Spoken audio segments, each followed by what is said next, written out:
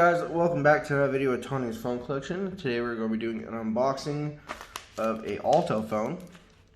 I actually already had one of these, but we didn't pick this one because it was pretty cheap. I think it was like $9 if I remember right.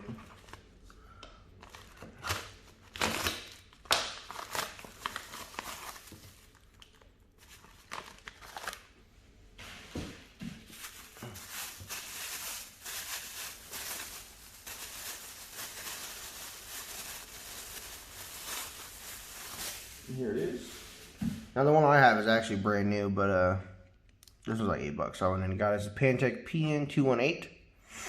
It is with Alltel.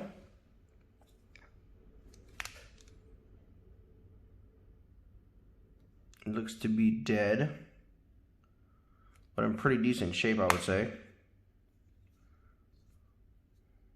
See, that was a quick unboxing. I don't know what that is. Well, the screws look to be intact. It looks like it's been opened before. Look how that screw looks. It looks like they've been taken out before.